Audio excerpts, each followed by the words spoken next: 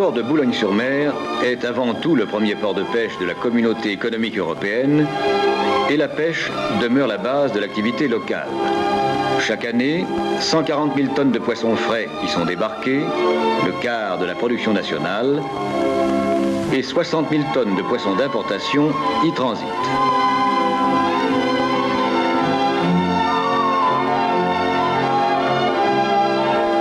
Mais Boulogne-sur-Mer est aussi un port de commerce en plein développement, dont le trafic, en 1972, a dépassé 2 millions de tonnes.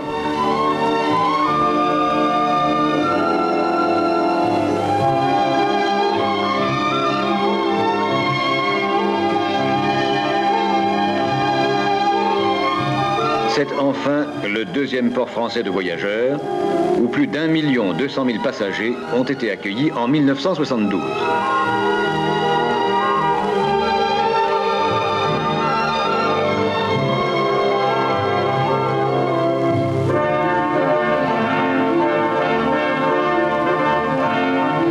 À l'abri de sa rade, le port de Boulogne-sur-Mer maintient ainsi un équilibre harmonieux dans la répartition de ses activités entre la pêche, le trafic des marchandises diverses et celui des passagers. Mais leur développement même imposait d'importants aménagements de ces installations. Dès 1967, le destin du bassin Loubet, construit entre 1900 et 1910 pour recevoir le trafic du commerce, allait changer. Dans une première mesure d'extension, un môle est construit et une darse aménagée dans la rade pour recevoir le trafic du commerce en réservant le bassin Loubet pour la pêche. Mais dans ce domaine, la longueur des quais restant insuffisante, on entreprend la première phase d'extension du bassin Loubet qui porte sa surface de 6 à 10 hectares, augmente la longueur de ses quais de 410 mètres et l'équipe d'une écluse à sas, le transformant en bassin à flot.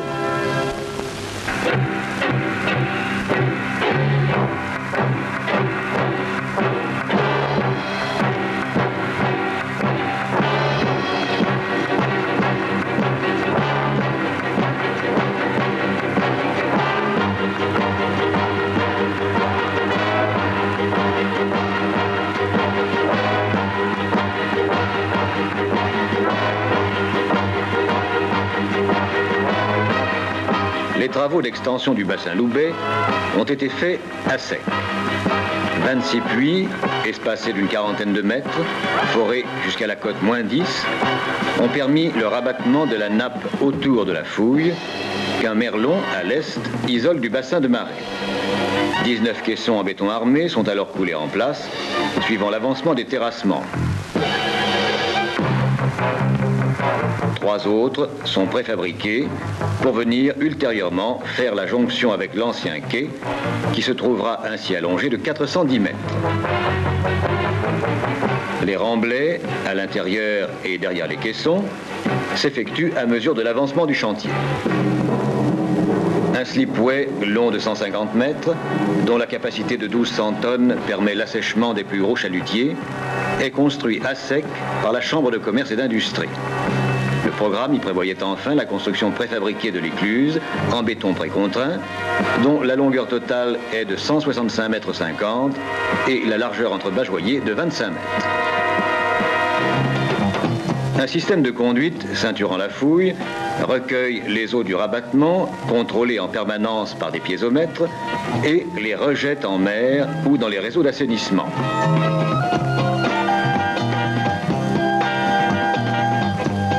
Les terrassements avaient débuté aussitôt après la mise en service du réseau de rabattement. Des motoscrapeurs ont été utilisés pour les sables. Les sols argileux et les marnes sont ensuite extraits à la pelle mécanique.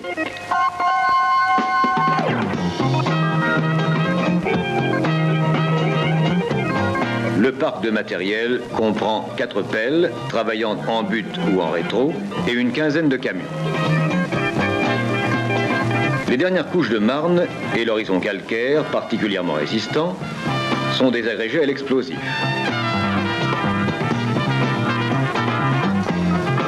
De nombreux ouvrages, en maçonnerie ou en béton, d'origine militaire ou diverse, n'ont cessé d'être découverts et démolis au cours des fouilles. Les sols argileux et les marnes sont évacués par camion à une distance de 2,5 km à l'ouest du môle de la darse Sarraz-Bournay pour gagner sur la mer un terre-plein de 6 hectares. Après l'exécution d'un béton de propreté et celui d'une semelle de 70 à 80 cm d'épaisseur, on coule les caissons à 3 alvéoles qui ont une face avant plane et une face arrière cylindrique.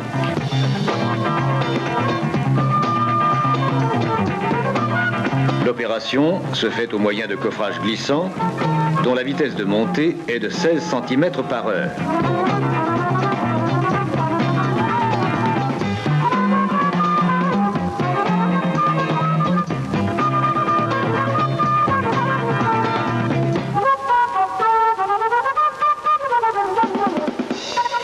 Avec 2 coffrages glissants, la cadence de coulage est de 2 caissons par semaine.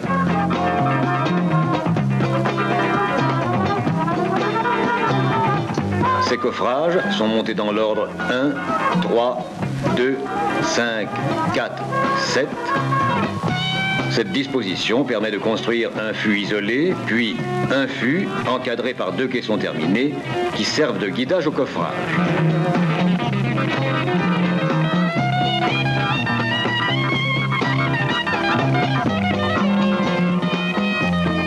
Des joints waterstop doublés d'une plaque d'acier sont disposés entre 2 caissons adjacents. Sur son alignement droit de 380 mètres, la hauteur du quai varie de 13,50 m à 16,50 m en raison du pendage des couches géologiques.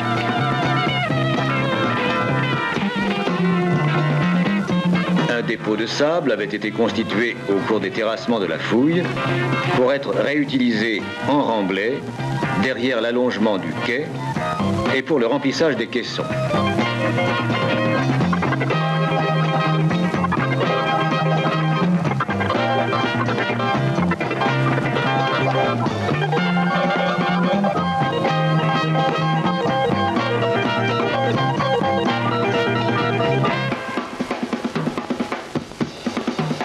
Ce remblai terminé, on coule la poutre de rive, épaisse de 1,20 m et haute de 1,50 m, qui surmonte chaque caisson et vient en former le couronnement.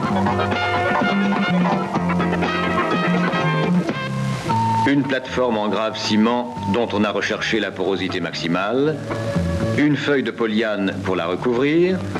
On devait ainsi favoriser le moment venu le décollage de l'écluse et éviter que le béton du radier de celle-ci ne pénètre dans les graviers de la plateforme au cours du bétonnage. Ce radier est bétonné par bande transversale de 7 mètres. Les 3 phases qui intéressent le SAS présentent un décalage longitudinal. Dans la première phase, on coule la dalle inférieure, dans la seconde, on coule les armes verticales et dans la troisième, la dalle supérieure. Des évidements importants étant réservés dans le radier, le coulage de la dalle supérieure sera effectué sur des coffrages perdus en béton armé préfabriqué. La mise en flottaison de l'écluse a en effet conduit à la conception d'une structure alvéolaire en béton précontraint pour le radier comme pour les bajoyers. Afin d'éliminer les inconvénients des tassements différentiels au cours de la construction, l'écluse est constituée de 4 plots séparés par des joints non bétonnés de 1 mètre de large.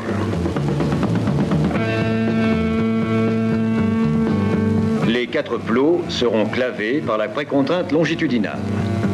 L'ensemble de la structure de l'ouvrage est précontraint transversalement et longitudinalement, suivant les procédés Fraissinet, avec des câbles de type 12T13 confectionnés dans les ateliers de préfabrication de l'entreprise.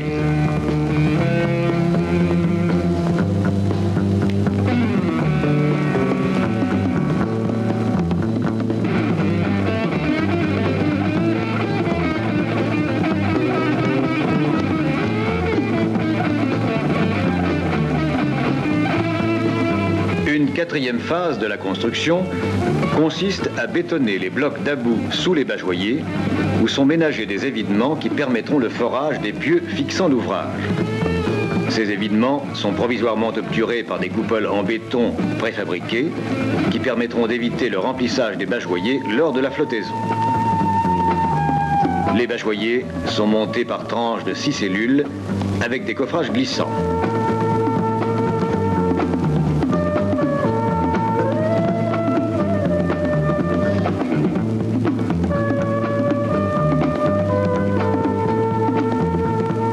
Les aqueducs de remplissage ou de vidange sont disposés transversalement pour donner aux têtes une plus grande rigidité.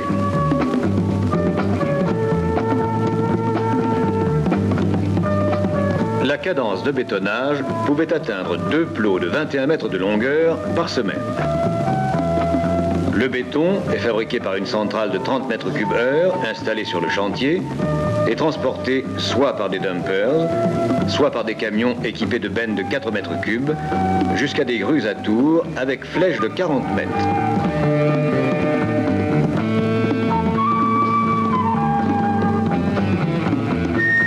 Ce béton de haute qualité et ses constituants sont contrôlés journellement.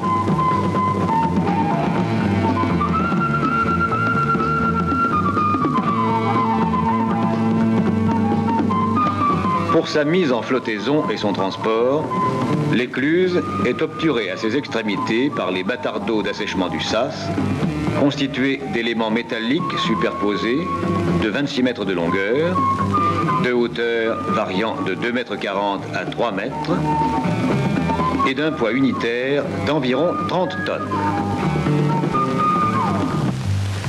Les opérations préparant le transport et l'échouage de l'écluse prévoient la construction d'un ouvrage de liaison prolongeant le môle sud, le dragage et le réglage de l'aire d'échouage avec le maintien durant ces travaux d'un accès permanent pour la navigation, le dragage du chenal d'amener de l'écluse et, après la mise en eau de l'extension du bassin, la suppression du merlon qui ouvrira la route à l'écluse préfabriquée. Quelques opérations complémentaires précèdent aussi cette mise en eau. Le talus de la berge nord reçoit un revêtement en enrochement de 80 cm d'épaisseur, reposant sur le sable par l'intermédiaire de tissus bidim, protégé par un grillage. Et afin de limiter au minimum les terrassements qui suivront la mise en eau, le merlon est dégraissé à sec au moyen d'une dragline équipée d'un godet de 4 mètres cubes. Seule la section strictement nécessaire à la stabilité du merlon est conservée.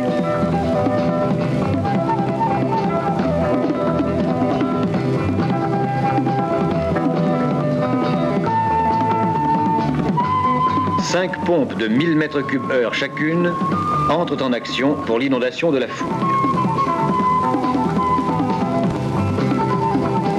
Un essai de flottaison de l'écluse devait préciser son tirant d'eau et son assiette avant qu'elle ne soit échouée par remplissage d'eau jusqu'à l'ouverture complète du merlon. À l'est du bassin Loubet, les opérations de fermeture sont entreprises et l'on construit dans le prolongement du môle sud l'ouvrage contre lequel viendra s'appliquer l'écluse lors de son échouage. Il se compose d'un rideau de pales planches Larsen 4S renforcé de pales pieux.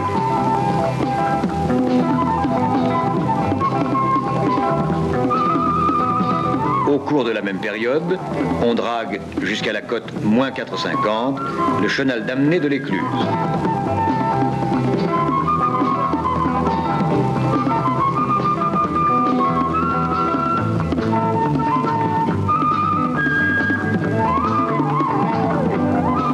L'enceinte de pales planches est finalement surmontée d'un platelage en béton armé.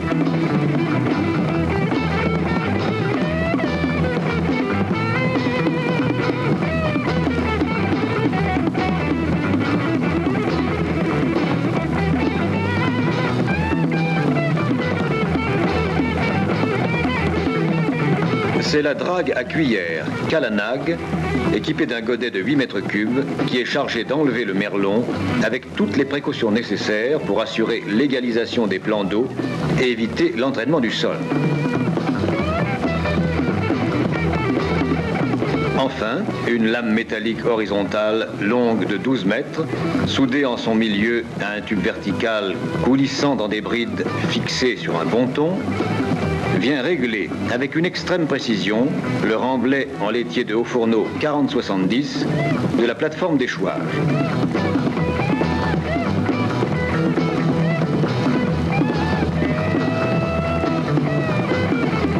Les opérations délicates du transport par flottaison et de l'échouage de l'écluse ont été étudiées sur modèle réduit au Laboratoire national d'hydraulique de Château.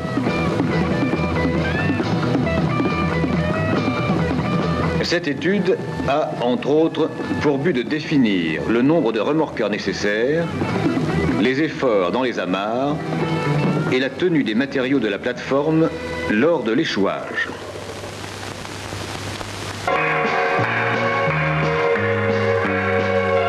Les conditions hydrographiques et météorologiques étant favorables, l'écluse a été transférée le 9 septembre 1971. 4 remorqueurs à turbine sont utilisés pour son déplacement. 2 remorqueurs de 2000 chevaux, l'un en flèche, l'autre en poupe.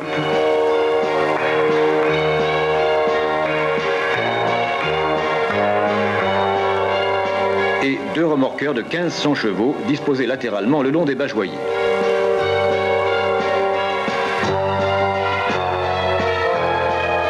Le déplacement de l'écluse, d'un poids de 60 000 tonnes, sur une distance de 500 mètres, ne constituerait pas un événement exceptionnel si les remorqueurs pouvaient évoluer normalement et s'il s'agissait du remorquage d'un navire. Mais ici, le plan d'eau est de surface réduite et l'écluse a la forme d'une caisse à savon. L'opération doit de plus se faire en une marée, puisqu'à marée basse, l'ouvrage ne passerait pas dans le chenal spécialement dragué dans le bassin Loubet. Au cours de l'échouage, le guidage de l'écluse est facilité par la présence dans l'ouvrage de liaison sud d'une rainure verticale où vient s'engager un tenon construit en saillie sur le bageoyer sud de l'écluse. Sur l'aire d'échouage, dont le remblai d'assises a été parfaitement réglé, l'écluse, maintenue à son emplacement, s'échoue à marée basse. Dans sa position définitive, elle est lestée par remplissage des cellules du radier et du sas. On détruit ensuite les coupoles qui fermaient le fond de chaque alvéole de bageoyer. Conduite depuis le haut des bageoyers à la côte plus 10, l'opération de forage des pieux commence par le fonçage d'une virole longue de 5 mètres, dont le diamètre de 1,65 m est celui des pieux. Le forage, à la boue de bentonite, se poursuit aux environs de la côte -30 dans le calcaire de Brecquerec, où les pieux sont ancrés par trépanage. L'écluse repose sur 2 fils de 47 pieux et l'on évite ainsi les effets des tassements différentiels du sol. Les bageoyers sont lestés de sable après contrôle de la qualité des pieux et l'on coule ensuite la dalle de couverture.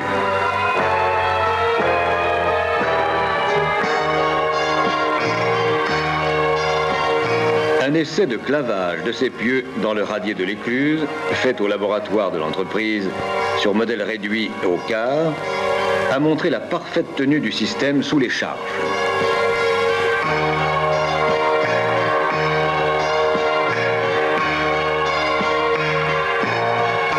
Le chenal, maintenu entre l'écluse et la traverse nord, est abandonné dès que le sas de l'écluse est utilisable pour la navigation.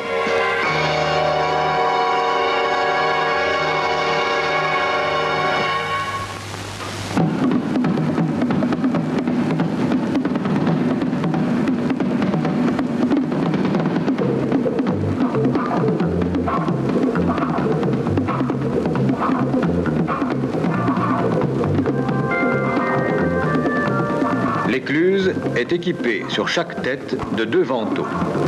Chacun mesure 14 mètres de largeur, 16 mètres de hauteur, pèse 150 tonnes et peut flotter horizontalement ou verticalement.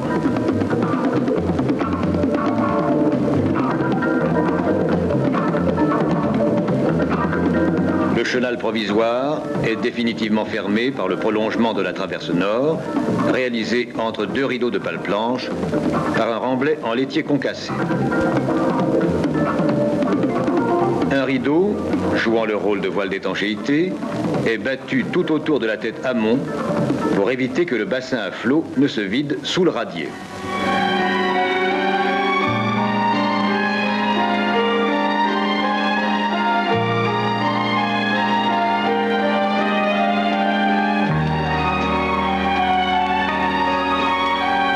Un pont basculant du type Scherzer, livrant passage à une chaussée de 7 mètres et à deux trottoirs de 1,10 m de largeur, assure une liaison rapide entre les quais du bassin.